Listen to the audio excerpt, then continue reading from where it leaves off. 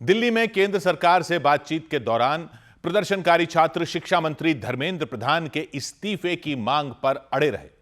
छात्रों ने साफ कर दिया कि धर्मेंद्र प्रधान के इस्तीफे से कम उन्हें कुछ भी मंजूर नहीं। छात्रों का कहना है जब तक धर्मेंद्र प्रधान का इस्तीफा नहीं होगा उनका आंदोलन चलता रहेगा। दिल्ली के कॉन्स्टिट्यूशन क्लब में सरकार और प्रदर्शनकारी छात्रों के नेताओं के बीच बैठक हुई। सरकार की तरफ से केंद्रीय मंत्री जेपी नड्डा और जितेंद्र सिंह शामिल हुए। प्रदर्शनकारी छात्रों की तरफ से आशुतोष रंका और सौरभ दास बैठक में शामिल हुए और बातचीत के दौरान छात्र नेताओं ने केंद्र सरकार के सामने 3 मांगें रखी। उनमें पहली मांग थी शिक्षा मंत्री धर्मेंद्र प्रधान का इस्तीफा। बैठक में छात्र नेता धर्मेंद्र प्रधान के इस्तीफे की मांग पर अड़ गए। साफ कर दिया कि वो उनके इस्तीफे की मांग पर कोई समझौता नहीं करेंगे। उन्हें हर हाल में शिक्षा मंत्री का इस्तीफा चाहिए, उससे कम उन्हें कुछ भी मंजूर नहीं। या तो धर्मेंद्र प्रधान इस्तीफा दें या फिर उन्हें कैबिनेट से बाहर निकाल दिया जाए।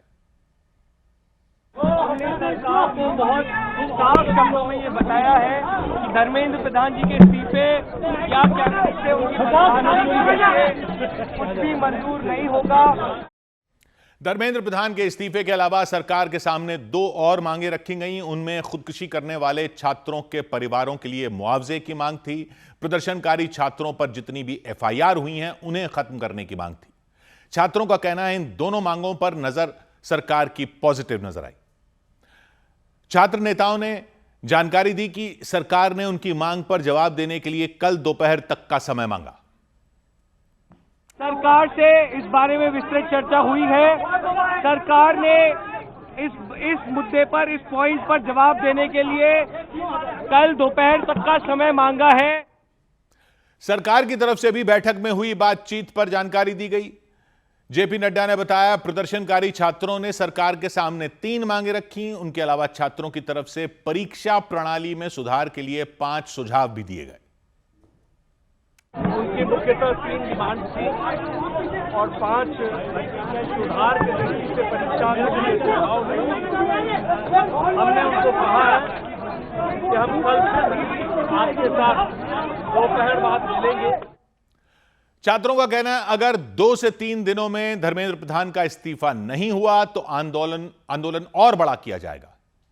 यानी सोनम वांगचुक के अनशन खत्म करने के बाद भी प्रदर्शनकारी छात्रों ने आंदोलन जारी रखने का ऐलान कर दिया। नीट पेपर लीक मामले को लेकर सोनम वांगचुक बीते 26 दिन से अनशन कर रहे थे। जंतर मंतर पर धरने पर बैठे थे। पुलिस ने उन्हें वहां से उठाकर अस्पताल में भर्ती करवा दिया था। पहले दिल्ली के सफदरजंग अस्पताल, फिर गुरुग्राम के मेदांता अस्पताल में वो भर्ती हुए। अस्पताल में भर्ती सोनम वांगचुक ने 26 दिन बाद अपना अनशन खत्म कर दिया। देर रात जेपी नड्डा और जितेंद्र सिंह अस्पताल पहुंचे, उनसे मुलाकात की, उनको जूस पिलाया और अनशन तोड़वाया। सोनम वांगचुक ने इसके बाद एक वीडियो संदेश जारी किया, अनशन तोड़ने की जानकारी दी और बताया कि सरकार ने उनकी 3 अहम शर्तों को मान लिया और लिखित आश्वासन दिया। उन्होंने बताया कि बीते 2 दिन से सरकार के साथ उनकी लगातार बातचीत चल रही थी। 3 प्रमुख मांगों पर चर्चा हुई। सरकार की ओर से इन मांगों को पूरा करने का भरोसा दिया गया। उनके मुताबिक सरकार ने प्रदर्शनकारी छात्रों पर केस दर्ज नहीं करने की शर्त मान ली। नीट पेपर लीक और परीक्षा प्रणाली में जवाबदेही तय करने के मुद्दे पर संसद में चर्चा कराने की भी मांग मान ली और नीट पेपर लीक के बाद खुदकुशी करने वाले छात्रों के परिजनों को मुआवजा देने का भी भरोसा दिया। अस्पताल में जिस वक्त सोनम वांगचुक को जेपी नड्डा और जितेंद्र सिंह ने जूस पिलाकर अनशन तोड़वाया, उस वक्त उनकी पत्नी भी वहां मौजूद रहीं।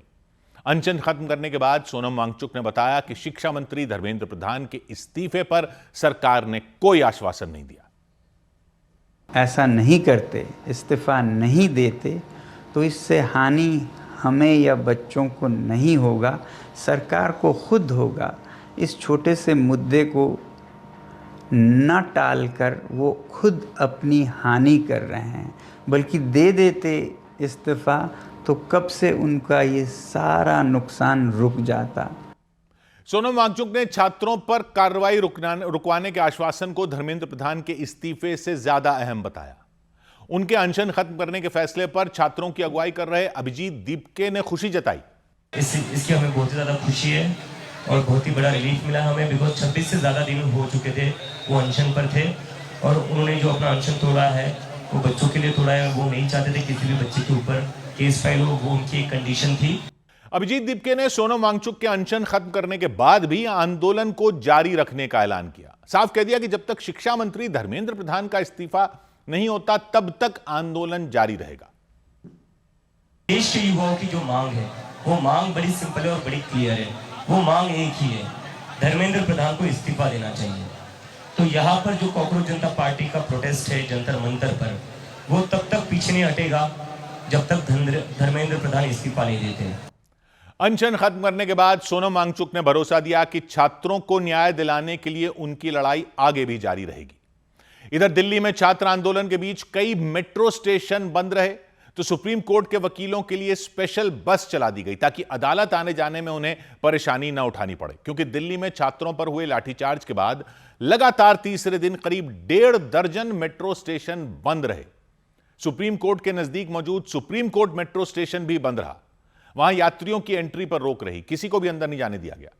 इससे पहले वकीलों ने इस मुद्दे पर सीजेआई यानी भारत के मुख्य न्यायाधीश के सामने भी यह मुद्दा उठाया था और दखल देने की मांग की थी। मेट्रो स्टेशन बंद होने से आने वाली मुश्किलों के बारे में बताया था। तो प्रशासन ने सुप्रीम कोर्ट तक आने जाने के लिए स्पेशल बस चलवा दी ताकि वकील आ जा सकें, कोर्ट के कर्मचारी आ जा सकें, अदालत की कार्यवाही में कोई देरी ना हो। दिल्ली में मेट्रो के संचालन का काम DMRC, Delhi metro rail corporation देखता है। उसने एक रोज पहले ही जानकारी दे दी थी कि सुबह 7:30 बजे से मेट्रो के 17 स्टेशन बंद रहेंगे। इनमें राजीव चौक मेट्रो स्टेशन का भी नाम था, मंडी हाउस का नाम था, केंद्रीय सचिवालय का नाम था, झंडेवालान मेट्रो स्टेशन था। बाद में नई दिल्ली मेट्रो स्टेशन का नाम भी इसमें जोड़ दिया गया। ये सभी स्टेशन केंद्रीय दिल्ली, सेंट्रल दिल्ली इलाके में पड़ते हैं। जिस जगह पर छात्रों का आंदोलन चल रहा है वो जंतर मंतर भी वही है।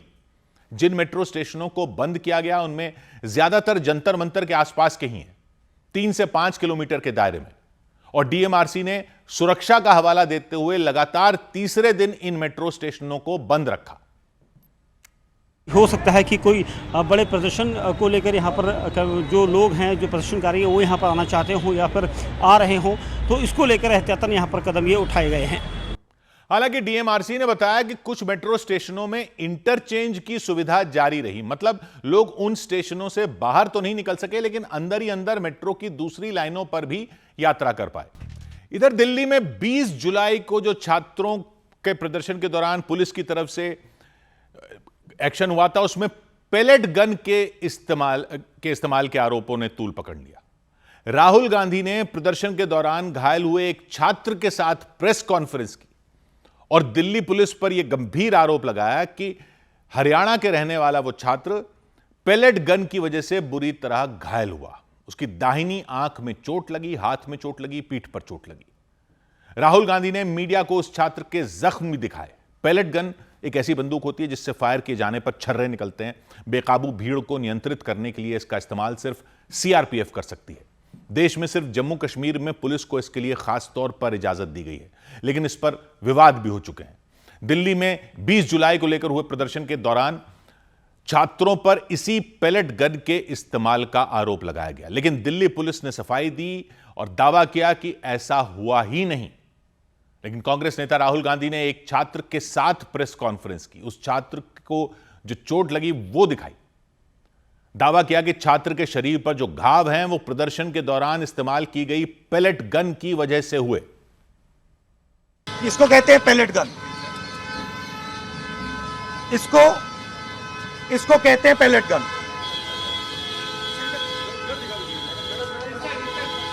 ठीक है, और इनकी आंख डैमेज हो गई है, इनकी आंख से इनको दिखाई नहीं दे रहा है। तो ये हमारे फ्यूचर है हिंदुस्तान की। राहुल गांधी ने उस छात्र की दाहिनी आंख को दिखाया। आरोप लगाया कि दिल्ली पुलिस की तरफ से चलाई गई पेलेट गन की वजह से छात्र की आंख में गंभीर चोट लगी। प्रदर्शन के दौरान छात्रों को बेरहमी से पीटे जाने का आरोप लगाया। ऐसे हजारों युवाओं पर पेलेट गन चलाई गई है, लाठी चलाई गई है, मारा गया है, पीटा गया है। और ये क्या कर रहे हैं? पीसफुल प्रोटेस्ट कर रहे हैं। क्यों कर रहे हैं? इनका पेपर लीक हुआ है। हालांकि इससे पहले ही दिल्ली पुलिस ने पेलेट गन के इस्तेमाल पर सफाई दे दी थी। सोशल मीडिया पर एक पोस्ट डाली और अपना पक्ष रखा कि उसके पास पैलेट गन है ही नहीं, इसलिए उनके इस्तेमाल का सवाल ही नहीं उठता। पुलिस ने दावा किया पैलेट के दौरान पैलेट गन चलाने की जो बातें सोशल मीडिया पर फैलाई जा रही हैं वो गलत हैं और लोगों को भ्रमित करने वाली हैं। पैलेट गन एक एयर गन होती है, हवा के दबाव में काम करती है, पंप करके चलाया जाता है। इसमें जो गोली निकलती है उसमें छर्रे निकलते हैं। फायर करने के बाद गोली हवा में फट जाती है और छर्रे चारों दिशाओं में फैल जाते हैं। ये भीड़ को नियंत्रित करने के लिए इसका इस्तेमाल किया जाता है, लेकिन देश में इसके इस्तेमाल को लेकर भी कई तरह के सख्त नियम हैं।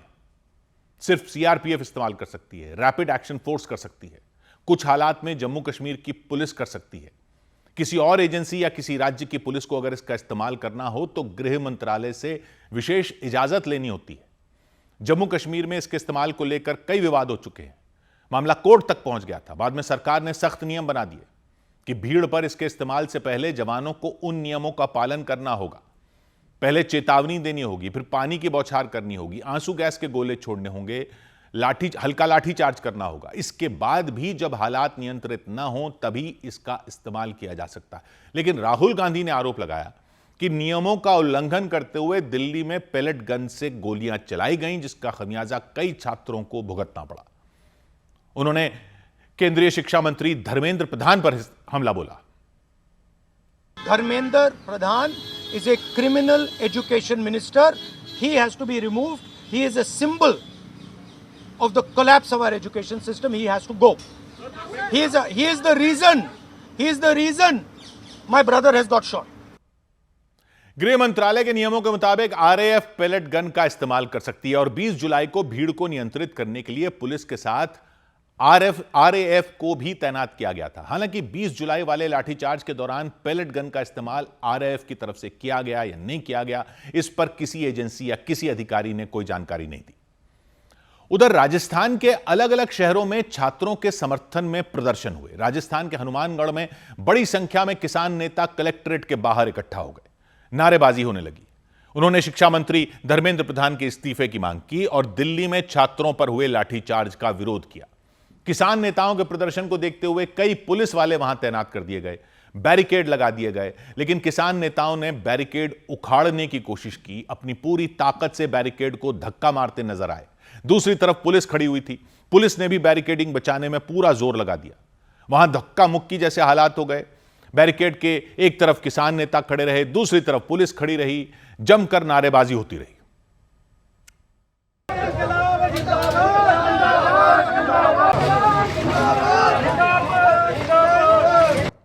तभी कुछ किसान नेता बैरिकेड के ऊपर चढ़ गए। उन्होंने बैरिकेड लांघने की कोशिश की, कलेक्ट्रेट के अंदर घुसने की कोशिश की, हालांकि पुलिस ने उन्हें रोक दिया। हनुमानगढ़ की तरह ही राजस्थान के भरतपुर में भी छात्र आंदोलन के समर्थन में प्रदर्शन हुआ। वहां बड़ी संख्या में छात्र सड़कों पर आ गए। उन्होंने जिला कलेक्ट्रेट तक मार्च निकाला। छात्रों के हाथ में तिरंगा नजर आया, पोस्टर नजर आए। छात्रों के मार्च को देखते हुए भारी पुलिस फोर्स तैनात की गई। पुलिस ने जिला कलेक्ट्रेट के बाहर भी बैरिकेड लगा दिए। गुस्साए छात्रों ने वो बैरिकेड गिराने की कोशिश की, लेकिन पुलिस बैरिकेड पकड़कर खड़ी रही। पुलिस ने बैरिकेड गिरने नहीं दिए, जिसके बाद छात्र बैरिकेड के सामने ही खड़े हो गए, हंगामा करते रहे, नारेबाजी करते रहे।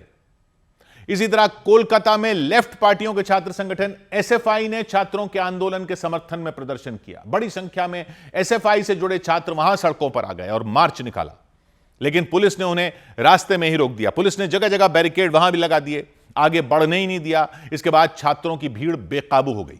एसएफआई से जुड़े छात्र पूरी सड़क पर फैल गए। सैकड़ों छात्र प्रदर्शन करते नजर आए, जोर जोर से नारे लगाते नजर आए। उन छात्रों ने प्रदर्शन के दौरान तिरंगा लहराया, पोस्टर लहराए। प्रदर्शन में कॉकरोच जनता पार्टी से जुड़े कुछ लोग भी शामिल हुए, ऐसी जानकारी मिली। उन्होंने प्रदर्शन के लिए कोलकाता पुलिस से परमिशन मांगी थी, पुलिस को ईमेल भेजी थी, लेकिन पुलिस ने प्रदर्शन की परमिशन नहीं दी थी। इसके बावजूद कॉकरोच जनता पार्टी से जुड़े छात्र इकट्ठा हो गए, एसएफआई से जुड़े छात्र इकट्ठा हुए और मार्च निकाला। छात्रों का प्रदर्शन बढ़ते देख भारी पुलिस फोर्स तैनात कर दी गई, जगह जगह बैरिकेडिंग कर दी गई। और कॉकरोच जनता पार्टी की तरफ से जो मेल कोलकाता पुलिस को किया गया था आज की मिছিল को लेकर, आंदोलन को लेकर, वो कोलकाता पुलिस से परमिशन नहीं मिलने में पुलिस ने छात्रों का मार्च रास्ते में ही रोक दिया। पुलिस के मुताबिक जिस रास्ते पर छात्र मार्च निकाल रहे थे, उसी रास्ते पर इस्कॉन की रथ यात्रा भी निकाली जा रही थी। दोनों में किसी तरह का टकराव ना हो, इसीलिए छात्रों को रास्ते में रोका गया। आगे में इस्कॉन का रथ यात्रा जो रास्ता ये लोग इख्तियार करेंगे वही रास्ता में है, उसको निकल जाने का बाद ही हम इनको छोड़ सकते हैं। मार्च निकालने वाले छात्रों ने शिक्षा मंत्री धर्मेंद्र प्रधान का इस्तीफा मांगा वहां भी, और दिल्ली में छात्रों पर हुए लाठीचार्ज का विरोध किया। इधर दिल्ली में जारी छात्रों के आंदोलन का समर्थन करते हुए श्रीनगर में कांग्रेस ने विरोध प्रदर्शन किया। प्रदर्शन में यूथ कांग्रेस के भी कार्यकर्ता शामिल हुए। उन्होंने छात्रों पर हुए लाठीचार्ज पर आपत्ति जताई, केंद्र सरकार पर नाराजगी जताई, रैली निकालकर मांग की कि दोषियों पर सख्त कार्रवाई की जाए। वो आगे श्रीनगर में लाल चौक तक जाना चाहते थे, लेकिन वहां तैनात पुलिस ने उनका रास्ता रोक दिया, रास्ते में लगे गेट को बंद कर दिया। प्रदर्शनकारी और गुस्से में आ गए और वहीं पर खड़े होकर नारे लगाने उन्होंने शुरू कर दिए। लाठीचार्ज जो दिल्ली में हुआ, उस घटना का विरोध शुरू कर दिया।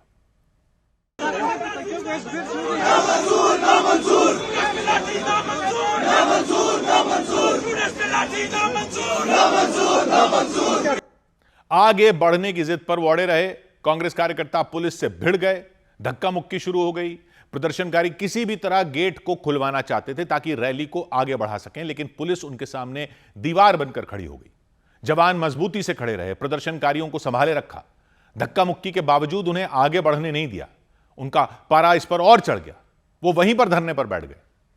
बड़ी संख्या में कांग्रेस और यूथ कांग्रेस के कार्यकर्ताओं ने रैली निकाली थी। हाथों में बैनर लेकर, पोस्टर लेकर वो सड़क पर उतरे। विरोध जताने के लिए हाथों में काली पट्टी बांधी थी। चेतावनी दी कि अगर दिल्ली में हुई लाठीचार्ज की घटना के दोषियों पर जल्द कार्रवाई नहीं हुई तो उनका प्रदर्शन और तेज हो जाएगा। सवाल की एक बात यह कि इस सब के बीच में यह समझने की जरूरत है कि क्यों कुछ लोगों को छात्रों का प्रदर्शन क्रांति लग रहा है और कुछ लोग कह रहे हैं कि क्या उनको नजर नहीं आ रहा कि गुंडे वहां पहुंच गए हैं। क्यों कुछ लोग कह रहे हैं कि छात्रों को पुलिस ने मारा और कुछ लोग कह रहे हैं कि क्या उनको नजर नहीं आता कि पहले वहां पुलिस को मारा गया। बाहर छोड़ो, परिवारों में लोग एक दूसरे की बात मानने को तैयार नहीं। मां बाप कह रहे हैं बच्चों को सोशल मीडिया पर गला रहा है। बच्चे कह रहे हैं अपने मां बाप ही अंधभक्त बन गए। युवा तो समझ भी रहे हैं, युवा समझ रहे हैं थोड़ा बहुत कि ये क्या हो रहा है, क्योंकि वो सोशल मीडिया नाम के नए जानवर को समझते भी हैं। लेकिन बड़े अब भी हैरान है कि ये क्या हो रहा है, क्योंकि पब्लिक समझ नहीं पा रही। ये एल्गोरिदम की दुनिया हो गई है। नाम तो सुन लिया है काफी लोगों ने ये एल्गोरिदम, लेकिन जो माहौल बन गया है और जो हालात हो गए हैं उनमें ये एल्गोरिदम होता क्या है ये समझना अब सबके लिए जरूरी हो गया है। बिल्कुल बेसिक में समझे तो एल्गोरिदम वो लॉजिक होता है जिससे आप सोशल मीडिया पर क्या देख रहे हो वो तय होता है।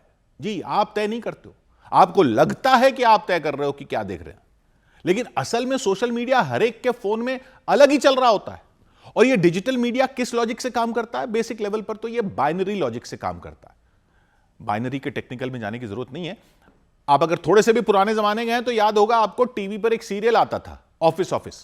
उसमें एक किरदार होता था जो हर चीज में यह बोलता था कि ये होगा तो दो चीजें हो सकती हैं, या तो ये होगा या वो होगा, वो हो गया तो दो चीजें हो सकती हैं, या तो वो हो जाएगा या ये वो हो जाएगा। ऐसे करते करते वो बात को आगे बढ़ाता रहता था। यही है मोटे तौर पर बाइनरी लॉजिक। तो अगर आप एक वीडियो देखो तो एल्गोरिदम आपकी पसंद को पकड़ने की कोशिश करता है कि आपको इस तरह के वीडियो पसंद है, वो आपको अगला वैसा ही वीडियो दिखाता है, उसी विषय से मिलता जुलता। आप या तो उसको भी देख लेते हो या नहीं देखते हो, देख लेते हो और पूरा देख लेते हो तो वैसा ही एक और, फिर वैसा ही एक और, फिर वैसा ही एक और करते करते आपको वही सब दिखता रहता है। आप सोचते हो कि आप तय कर रहे हो आपको क्या देखना है, लेकिन नहीं, ये तो इस प्लेटफॉर्म का एल्गोरिदम आपको अपने जाल में फंसाया जा रहा है ताकि आप वीडियो के बाद वीडियो देखते रहें। आपको लगता है यही हो रहा है। आपने एक भजन देखा, एक और भजन, एक और भजन, एक और भजन। आपने कोई खाना बनाना सीखा, वीडियो का देखा, खाना बनाने के वीडियो की, उसके ही वीडियो आते रहते हैं। ये खाना बना लो, ये खाना बना लो, ये बना लो, ये कैसे बनाते हैं, ये कैसे बनाते हैं। आपने कोई कमीज खरीद ली तो कमीजें ही कमीजें आती रहेंगी आपकी फीड में, और ये हर के फोन में अलग चल रहा है। हर आदमी सोच रहा है सब लोग ये देख रहे हैं, लेकिन हर आदमी अलग अलग देख रहा है, हर आदमी अपनी अलग ही दुनिया में जी रहा है। लेकिन जब इसी तरह से लोग खबरें देखने लग जाते हैं तो सब लोगों की दुनिया बिल्कुल ही अलग हो जाती है, क्योंकि एक को लगता है कि दुनिया में प्रदर्शन ही प्रदर्शन चल रहे हैं, क्योंकि उसके एल्गोरिदम में प्रदर्शन सेट हो गया है। किसी ने जंग का वीडियो देख लिया तो उसको फिर जंग के ही वीडियो आते रहते हैं, उसको लगने लगता है सारी दुनिया में जंग चल रही है। चुनावों में एक पार्टी की रैली की खबरें देख ली तो वही आता रहता है, लोगों को लगने लगता है कि अरे ये पार्टी तो इस बार जीती जाएगी। पार्टियां भी अपनी फौज लगा देती हैं आपके एल्गोरिदम में अपने वीडियो पहुंचाने में, ताकि आपको लगे कि इस बार तो उनकी आंधी चल रही है, जबकि बगल वाले फोन में कोई और ही जीत रहा होता है और हकीकत में कुछ और ही चल रहा होता है ग्राउंड पर। तभी तो जेन जी की भाषा भी समझ में नहीं आ रही आजकल उनके अपने घर वालों को भी। लेकिन लड़कपन में आपकी भाषा कहां से बनी थी? अपने गली मोहल्ले, स्कूल कॉलेज, अपने शहर गांव के दोस्तों से बनी थी ना। आप नहीं कहते हो हमारे इलाहाबाद में तो यह होता था, बिहार में तो नीतीश कुमार है, हम तो कान्हीपुर के हैं, और ऐसे ऐसे जुमले फेंकते थे जो बाकी लोगों को समझ ही नहीं आते थे कि भोपाल में ऐसे ही बतौलेबाजी होती है, कानपुर में तो हम गुइयां छील रहे थे। बाकी किसी को समझ आए ना आए, लेकिन जो गुइयां छील रहे थे वो जोर से हंस पड़ते हैं। वो आपकी यारी दोस्ती की भाषा थी। इन बच्चों की यारी दोस्ती बनी है सोशल मीडिया पर, ये इनका गली मोहल्ला है, तो इनकी भाषा आपको समझ में नहीं आती, क्योंकि इनका एल्गोरिदम अलग चल रहा है इनके फोन में।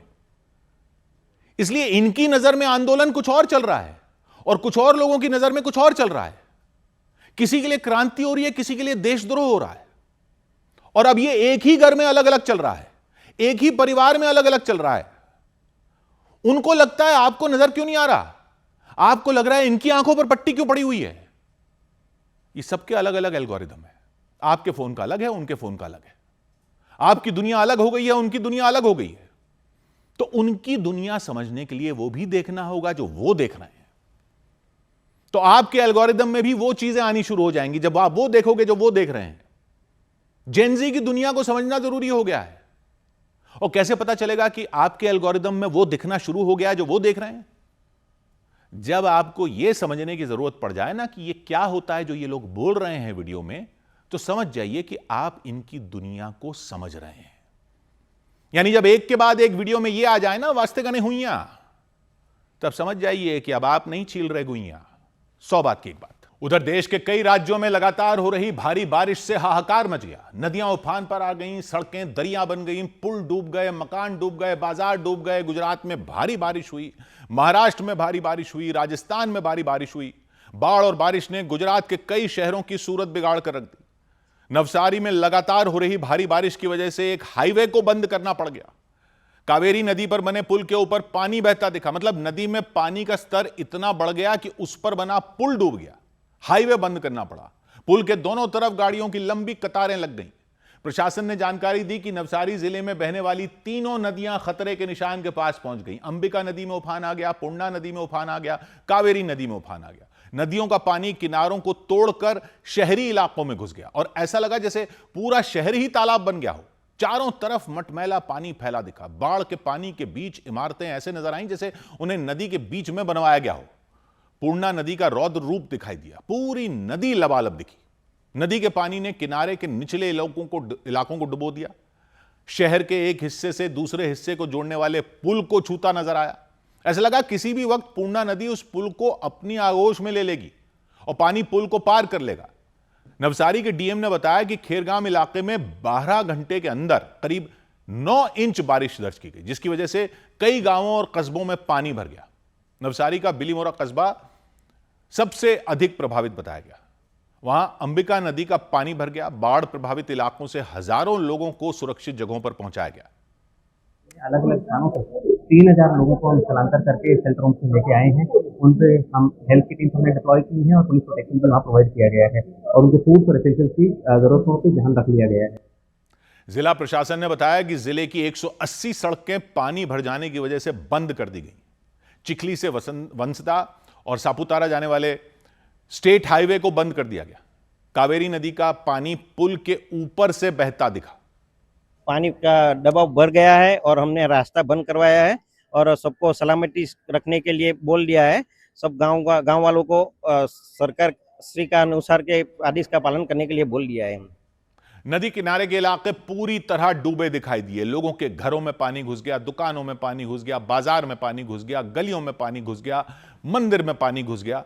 जिला प्रशासन ने नदी किनारे बसे गांव में अलर्ट जारी कर दिया और एसडीआरएफ की कई टीमें तैनात कर दी गई, एनडीआरएफ की टीमें तैनात कर दी गई, सेना की टीमें तैनात कर दी गई, क्योंकि बाढ़ और बारिश से नवसारी में हालात पूरी तरह बिगड़ गए।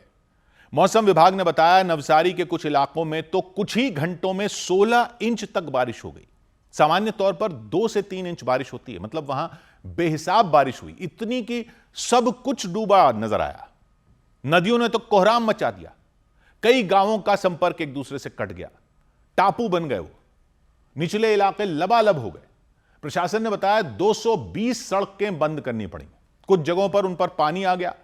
रेल रूट के भी प्रभावित होने की खबर मिली, कुछ ट्रेनों को रद्द करना पड़ा, कुछ का रूट डायवर्ट किया गया। नवसारी के बाढ़ प्रभावित इलाकों में लोगों की मदद के लिए प्रशासन ने कई टीमें बना दी और उन टीमों ने अलग अलग इलाकों में जाकर बाढ़ में फंसे लोगों की मदद की, खाना पहुंचाया, पीने का पानी पहुंचाया, दवाएं पहुंचाई। नवसारी के कुछ रिहायशी इलाके तो बीते 3 दिन से पूरी तरह डूबे दिखे, सड़कें दरिया बनाई। मैं रोड पर खड़ी हूँ और पानी पूरी तरीके से भरा हुआ और यहाँ पर एक रेजिडेंशियल टावर भी मुझे नजर आ रहा है, लोगों के घर यहाँ पर होंगे। तो यहाँ देखिए कि घर के जाने का पूरा रास्ता ही पानी में बह चुका है, ये पानी में डूबा हुआ नजर आ रहा है। नवसारी की जिन सड़कों पर गाड़ियां चलती थीं, नाव तैरती दिखी। प्रशासन ने निचले इलाकों के लोगों को सुरक्षित जगहों पर पहुंचाने का अभियान शुरू किया। एनडीआरएफ के जवानों को तैनात कर दिया, एसडीआरएफ के जवानों को तैनात कर दिया, सेना के जवानों को तैनात कर दिया, पुलिस लगा दी गई। बाढ़ में फंसे लोगों को बाहर निकाला, जहां से लोगों को निकाला नहीं जा सका वहां खाने पीने की चीजें पहुंचाई गई। पानी आप देख सकते हैं कमर से ऊपर तक यहाँ है। पहले तो आप तस्वीरें देख लें और दूसरी तरफ आप देखें कि किस तरीके से बोट जो है वो लोगों तक खाना पहुंचाकर यहाँ से वापस आ रही है। यहाँ पूरी कॉलोनी जो है ये बीचों बीच पूरा पानी भरा हुआ है। नवसारी के एक इलाके में तो पानी इतना भर गया कि कई दुकानें डूब गईं। उन दुकानों के ऊपर जो बोर्ड लगे थे सिर्फ वही नजर आए। सड़कों पर पानी होने की वजह से मोटरसाइकिल से जा रहे एक व्यक्ति फंस गए, धक्का लगाकर उनकी मोटरसाइकिल को पानी से बाहर निकाला गया। निचले इलाकों में जाने के लिए ट्रैक्टर ही एकमात्र सहारा बन गया। मौसम विभाग ने दक्षिणी गुजरात में अगले कुछ दिनों तक भारी से बहुत भारी बारिश होने की चेतावनी जारी की। नवसारी भी गुजरात के इसी हिस्से में आता है। प्रशासन ने लोगों से नदियों के किनारों पर न जाने की अपील की। कुछ दिनों के लिए स्कूल कॉलेज पूरी तरह बंद रखने के निर्देश जारी किए गए। नवसारी की ही तरह उसके पड़ोसी जिले वलसाड़ में भारी बारिश और बाढ़ के बीच 500 से ज्यादा सड़कें बंद कर दी गई। उन पर गाड़ियों के आने जाने पर रोक लगा दी गई, लोगों के आने जाने पर रोक लगा दी गई। प्रशासन ने खतरे की चेतावनी दे दी क्योंकि वलसाड़ और उसके आसपास के जिलों में आसमान से बेहिसाब पानी गिरा, खूब बारिश हुई, नदियां उफान पर आ गई, नाले उफान पर आ गए और सड़कों पर सैलाब आ गया। कई इलाके जलमग्न हो गए, पानी पानी हो गए। बाढ़ और बारिश का पानी लोगों के घरों तक पहुंच गया, घरों के अंदर तक पहुंच गया। वलसाड़ में औरंगा नाम की नदी है, बारिश हुई तो नदी बेकाबू हो गई, खतरे के निशान को पार कर गई। नदी का पानी उसके ऊपर बने पुल को छूने लगा। देखकर लगा जैसे वो भारी भरकम पुल को बहा ले जाएगा, पुल के ऊपर खड़ी गाड़ियों को बहा ले जाएगा।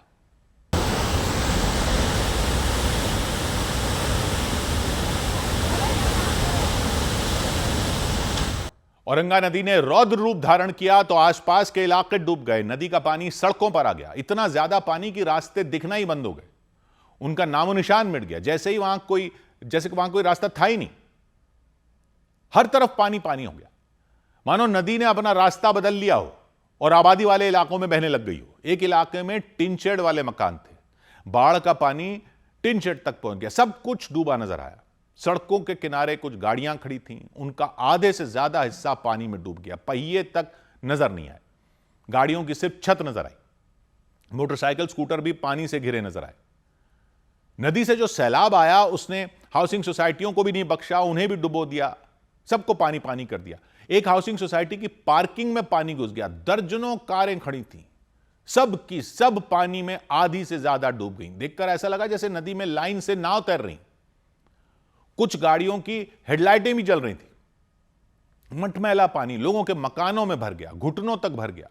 लोगों पर आफत टूट पड़ी क्योंकि घरों में रखा सामान भीग गया, बिस्तर भीग गया, कुर्सियां भीग गई, टेबलें भीग गई, सोफा भीग गया, कई चीजें तो पानी में तैर रही थी। रहना, खाना पीना, सोना तो दूर की बात, वहां खड़े रहना मुश्किल हो गया। हर तरफ पानी ने कब्जा जमा लिया। जिन लोगों के मकानों में पानी भरा उन्होंने वहां से निकलना शुरू किया, जरूरी चीजों को समेटना शुरू किया ताकि ऊंचाई वाली जगहों पर जा सकें, सुरक्षित जगहों पर जा सकें। बाढ़ बारिश ने वलसाड़ ही नहीं बल्कि दक्षिणी गुजरात के कई जिलों में कोहराम मचाया, उनकी सूरत बिगाड़ दी। नवसारी में भी बेहिसाब बारिश हुई, सूरत में हुई, तापी में हुई, डांग में हुई। बारिश वहां किसी आफत की तरह बरसी। इस दौरान रास्ते समंदर में तब्दील हो गए। जगह जगह गाड़ियां फंस गईं। लोगों से भरी एक बस भी बीच रास्ते में फंस गई।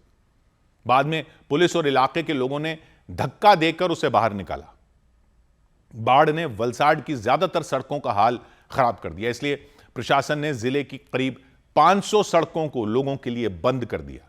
अपील की कि वो अपनी गाड़ियों को लेकर उन रास्तों पर जाएं ही ना, वरना जान खतरे में पड़ सकती है। इधर मौसम विभाग ने महाराष्ट्र, राजस्थान और ओडिशा में भारी बारिश का अनुमान जताया। कई राज्यों में लगातार हो रही बारिश के बीच मौसम विभाग ने महाराष्ट्र, राजस्थान और ओडिशा में अगले 4 दिन भारी बारिश का अनुमान जताया। मौसम विभाग ने पंजाब, हरियाणा, उत्तर प्रदेश और दिल्ली में भी बारिश का येलो अलर्ट जारी किया। गुजरात के अहमदाबाद में हुई भीषण बारिश की वजह से कई इलाकों में जल भराव हो गया। वेजलपुर इलाके में लोगों की कमर तक पानी भर गया, जबकि बारिश के बाद जमा हुए पानी में कई कारें भी डूब गईं। गुजरात के अहमदाबाद में भारी बारिश के बाद मुख्यमंत्री भूपेंद्र पटेल ने जल भराव वाले इलाकों का जायजा लिया। उन्होंने वहां रहने वाले लोगों से बातचीत की, साथ ही अधिकारियों को राहत और बचाव अभियान तेज करने के निर्देश दिए। गुजरात के मेहसाणा में भीषण बाढ़ में फंसे एक परिवार के 13 लोगों को बाहर सुरक्षित निकाला गया। पुलिस के जवान एक नाव की मदद से वहां पहुंचे और अपने कंधों पर बच्चों को उठाकर नाव तक पहुंचाया।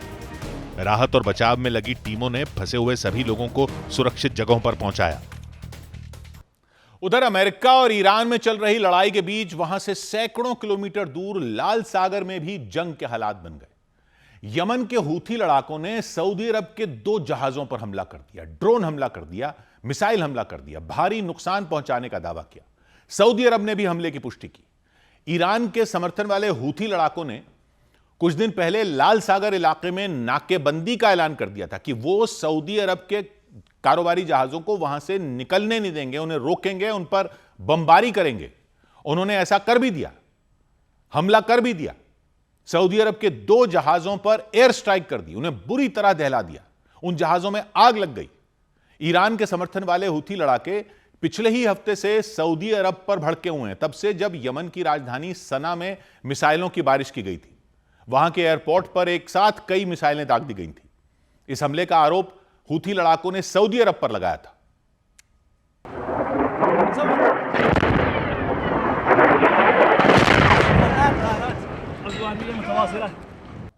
सना में जो हमला हुआ उसके जवाब में हूथी लड़ाकों ने भी सऊदी अरब के एक एयरपोर्ट को दहला दिया था। उसके अबहा एयरपोर्ट पर मिसाइल मार दी थी, लेकिन हूथी लड़ाकों का गुस्सा इतने पर ही शांत नहीं हुआ। उन्होंने सऊदी अरब के खिलाफ समंदर में भी मोर्चा खोल दिया। लाल सागर में उसके 2 जहाजों पर बमबारी कर दी।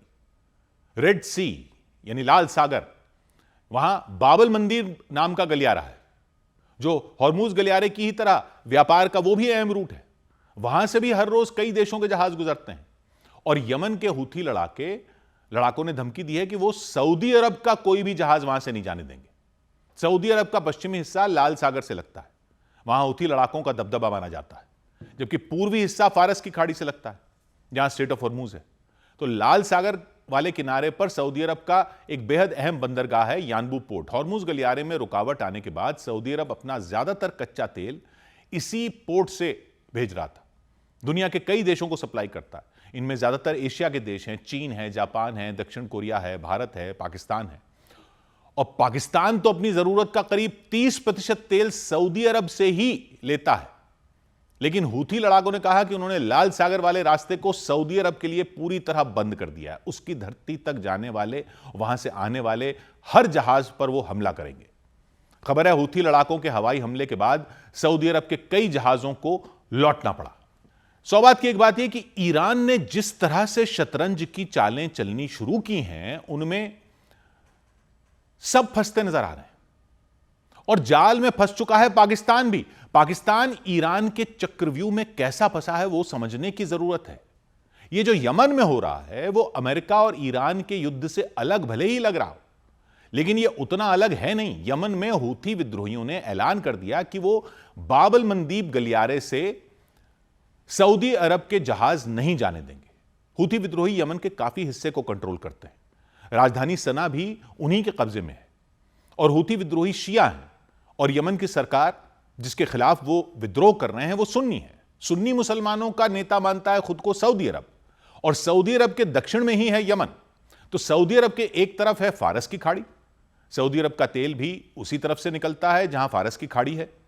सऊदी अरब के दूसरी तरफ है लाल सागर। सऊदी अरब का अपने तेल का कारोबार करता था फारस की खाड़ी से, लेकिन फारस की खाड़ी से जहाज निकालने के लिए जाना पड़ता है हॉर्मुज गलियारे से होकर।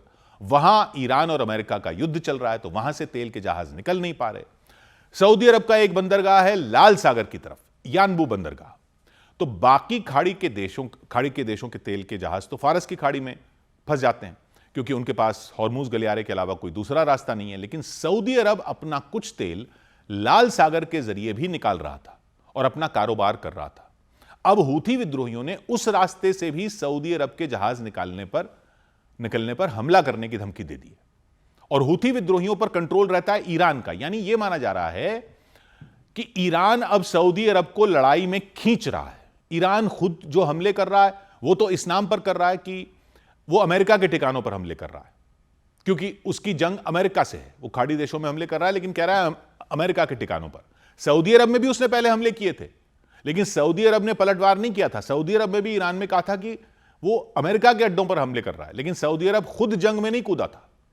लेकिन हूथी विद्रोही तो सीधा सऊदी अरब को ही ललकार रहे हैं। वो सऊदी अरब को जवाब देना ही पड़ रहा है। हालांकि वो जानता है कि हूथी विद्रोहियों के पीछे ईरान है, लेकिन उसको जवाब तो देना ही पड़ेगा। यहीं फंस गया है पाकिस्तान। वो क्यों फंस गया? क्योंकि पाकिस्तान ने सऊदी अरब के साथ नेटो जैसा समझौता किया हुआ है।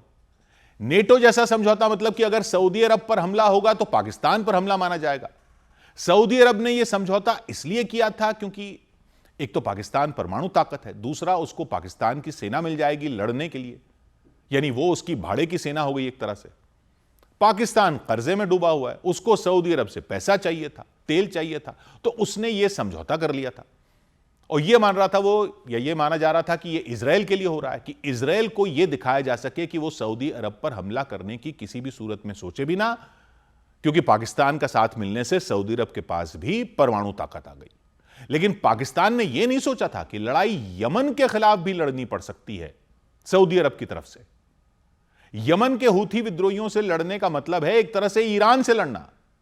तो एक तरफ सऊदी अरब पर हमले हो रहे हैं तो वहां पाकिस्तान की सेना को जाना पड़ सकता है। दूसरी तरफ ईरान ने क्या किया है कि इसी टाइम पर ईरान के गृह मंत्री इस्कंदर मोमेनी पाकिस्तान पहुंच गए थे।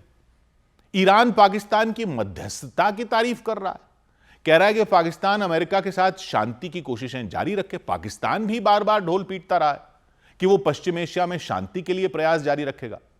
तो इधर ईरान पाकिस्तान से कह रहा है कि करते रहो मध्यस्थता, उधर सऊदी अरब को हूथी विद्रोही मजबूर कर रहे हैं कि जंग में आ जाए, तो सऊदी अरब उम्मीद कर रहा है कि लड़ने के लिए पाकिस्तान साथ आएगा। पाकिस्तान यमन में सऊदी अरब की तरफ से लड़ेगा तो यहां ईरान और अमेरिका के बीच मध्यस्थता कैसे करेगा? हूथी लड़ाकों से लड़ेगा तो ईरान से दुश्मनी मोल लेगा। ईरान उसका पड़ोसी भी है और ईरान के बॉर्डर पर है बलूचिस्तान। बलोच विद्रोहियों ने पहले ही पाकिस्तान के खिलाफ मोर्चा खोला हुआ है। ऊपर से पाकिस्तान में बड़ा शिया समुदाय भी है। सीधे ईरान के खिलाफ जाना पाकिस्तान को कई तरह से महंगा पड़ सकता है। सऊदी अरब के बुलाने पर लड़ने नहीं जाता है तो वहां से पैसा नहीं मिलेगा, और पहले ही उसके कर्जे में पाकिस्तान दबा हुआ है। तो पाकिस्तान इस लड़ाई में न तो पूरी तरह सऊदी अरब के साथ खड़ा हो सकता है क्योंकि ईरान से रिश्ते खराब होंगे, नहीं ईरान का पूरी तरह साथ दे सकता है क्योंकि सऊदी अरब से आर्थिक और रक्षा संबंध टूट सकते हैं। पाकिस्तान हर तरफ से घिर चुका है, पाकिस्तान फंस चुका है और सऊदी अरब फंस चुका है। मतलब ईरान ने एक तरह से ट्रंप को ही फंसा दिया है, क्योंकि पाकिस्तान ट्रंप के खिलाफ भी नहीं जा सकता, यानी मध्यस्थता भी उसको करवानी ही पड़ेगी। यानी ईरान ने ऐसा जाल बिछा दिया कि एक तरफ हूथी लड़ाकों के जरिए सऊदी अरब को निशाने पर ले लिया ताकि सऊदी अरब पर दबाव बढ़े तो वो अमेरिका या दूसरों से मदद मांगे, दूसरी तरफ पाकिस्तान पर दबाव डाला है कि वो अमेरिका के साथ बातचीत का रास्ता खुला रखे। तो अमेरिका भले ही सैन्य कार्रवाई कर रहा है लेकिन बातचीत के जाल में भी उलझा हुआ है। सऊदी अरब रक्षा के लिए पाकिस्तान की ओर देख रहा है, पाकिस्तान मध्यस्थता में लगा हुआ है लेकिन सऊदी अरब के साथ समझौते से बंधा भी हुआ है। यानी सब एक दूसरे के निशाने पर आ गए, कोई भी आसानी से बाहर नहीं निकल सकता। ऐसी चकर घिन्नी बना दी है ईरान की रणनीति ने कि सब उसमें घूम रहे हैं। 100 बात की एक बात। उधर ईरान की IRGC सेना ने बहरीन में मौजूद अमेज़न के डेटा सेंटर पर दूसरी बार हमला करने का दावा किया। ईरान की IRGC सेना ने बहरीन में मौजूद अमेरिकी कंपनी अमेजॉन के डेटा सेंटर पर दूसरी बार हमला करने का दावा किया। ईरान ने दावा किया कि पिछले हमले में डेटा सेंटर का जो हिस्सा बच गया था उसे भी ढहा दिया गया। ईरान ने आरोप लगाया कि अमेजॉन का डेटा सेंटर अमेरिका की सेना को खुफिया जानकारियां पहुंचाने में मदद कर रहा था। पश्चिम एशिया में जारी संकट के कारण कच्चे तेल की कीमत में फिर उछाल आया और इससे शेयर बाजार गिरावट के साथ बंद हुआ। सेंसेक्स और निफ्टी दोनों लाल निशान पर बंद हुए। इंट्राडे में सेंसेक्स ने 900 से भी ज्यादा अंकों की तगड़ी मार झेली। निफ्टी भी 263 अंक टूट गया। हालांकि बाद में दोनों इंडेक्स में रिकवरी हुई।